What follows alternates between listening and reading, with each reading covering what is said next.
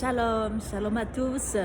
Je vous souhaite la paix du Christ en ce jour et je bénis Dieu, je rends grâce à Dieu, je loue le nom de l'Éternel Adonai Elohim pour chaque seconde qu'il nous donne afin que nous puissions élever nos voix vers lui et crier qu'il est trois fois saint, saint, saint, saint est ton nom éternel.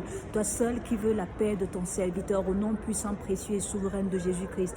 Oui, le Seigneur veut la paix de son serviteur. Le Seigneur ne veut pas la paix de nos ennemis, mais le Seigneur veut qu'on prie pour nos ennemis. Dans plusieurs livres de psaumes, il est écrit « Seigneur, défends-moi contre mes adversaires. Seigneur, attaque ceux qui m'attaquent. » Oui, parce que le Seigneur est lent à la colère, il est riche en bonté et en fidélité.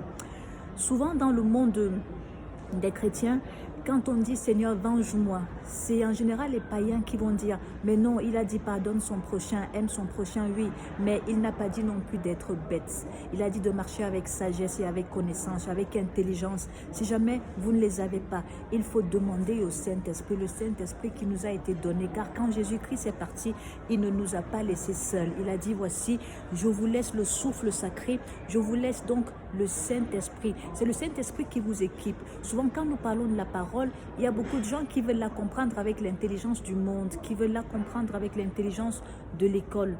Ce n'est pas l'intelligence de l'école qui vous fera comprendre la Bible, car la Bible n'est pas un livre ordinaire. La Bible est un livre spirituel.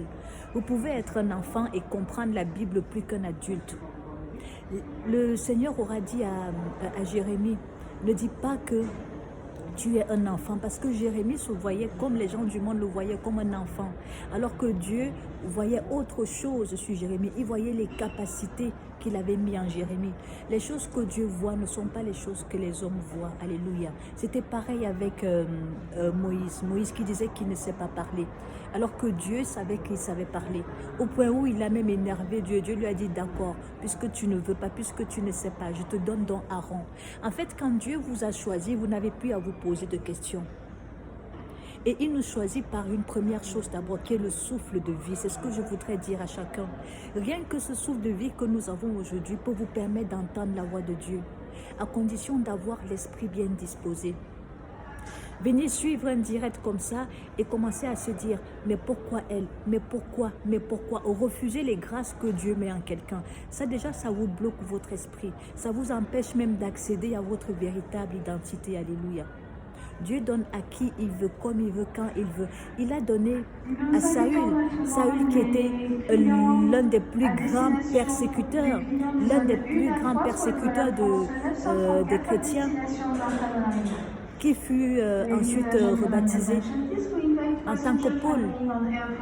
Mais qui pouvait imaginer que Saül, qui a tué, qui a persécuté, qui a fait du mal à tant de chrétiens, pouvait être autant utilisé par Adonai Elohim, alors qu'il n'était même pas un disciple proche comme Pierre et autres auprès du Seigneur Jésus-Christ.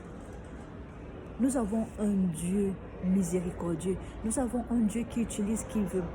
Dieu est parti dans le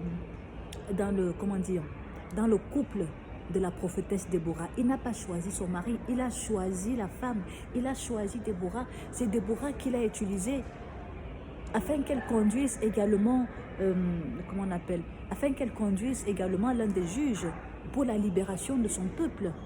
Il a utilisé puissamment la prophétesse Déborah. Dans ce monde, on aurait dit mais non, pourquoi une femme? Mais pourquoi ce sont les femmes qui sont au premier plan?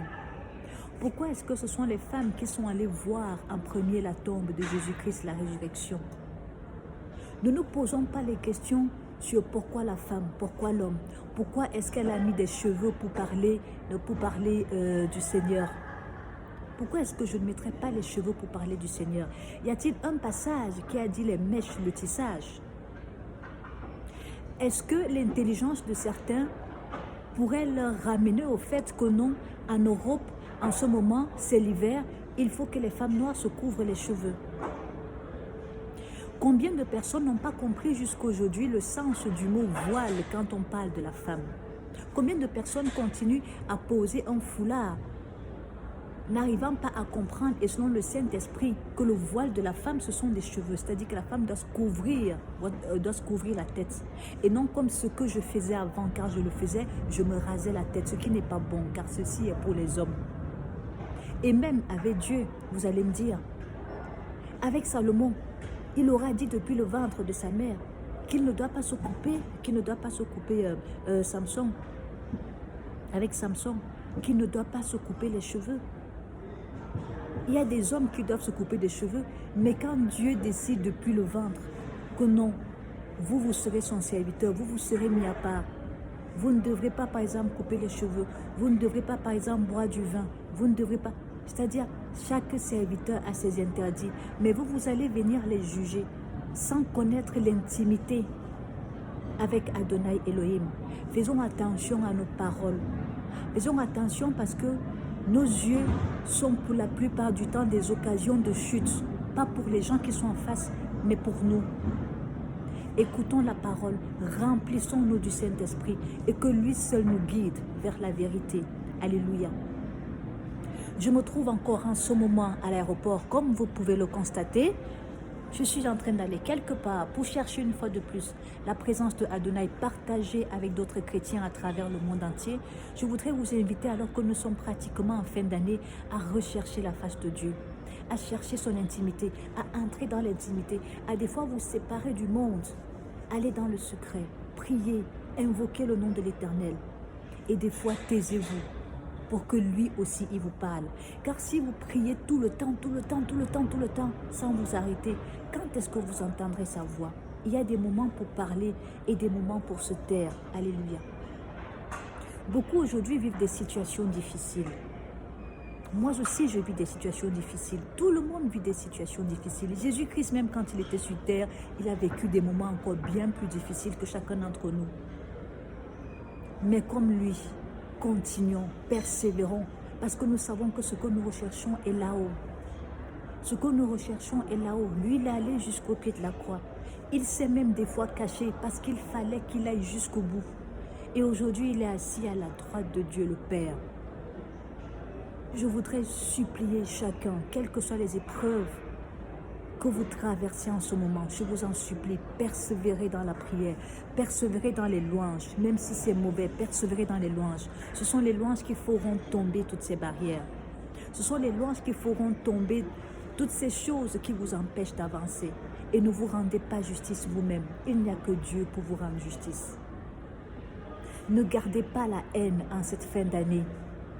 N'écrivez pas des choses bizarres sur votre livre de vie, car lui, chacun d'entre nous a un livre de vie. Quand on se retrouvera devant Adonai Elohim, il te dira, ce jour, tu as écrit ceci, tu as posé tel mauvais acte. Tu ne pourras plus dire non, je demande pardon parce que tu as eu le temps. Ce temps qu'il nous donne aujourd'hui, glorifions son Saint-Nom.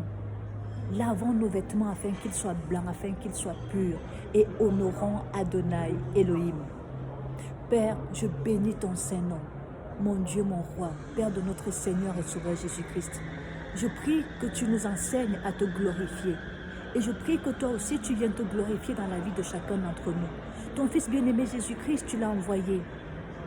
Tu l'as envoyé vers certaines personnes. Il t'a dit dans la prière sacerdotale, je suis allé vers ceux vers qui tu m'as envoyé, car Jésus-Christ n'est pas venu pour tout le monde. Permets-nous aussi d'aller vers ceux vers qui toi tu nous envoies, afin que nous sauvions leurs âmes et afin qu'ils reviennent à toi et que ton nom soit glorifié. Aide-nous, Seigneur. Les moments sont difficiles, les temps sont durs. Nous avons des guerres dans le monde. Nous avons la famine, des orphelins qui sont abandonnés. Aide-nous, Seigneur. Nous ne pouvons rien faire sans toi parce que c'est toi qui es tout. Fortifie-nous, Seigneur. Nous t'implorons et que ton seul nom soit élevé. Merci, Père, encore pour le souffle de vie que tu nous as donné aujourd'hui. Que ton nom seul soit glorifié. Adonai Sebaoth, toi qui combats pour nous. Adonai Elohim, toi le plus grand, le seul Dieu. Béni soit ton Saint-Nom de ce que tu m'exauces ce matin. Au nom puissant, précieux et souverain de Jésus-Christ. Là, je crois que mon vol est annoncé. Je vais vous laisser. Je vous embrasse très très fort. Que le Seigneur vous bénisse abondamment, qu'il vous fortifie et qu'il vous donne ce que vos cœurs désirent, mais que par-dessus tout ce soit sa volonté et non la vôtre. Allez, shalom.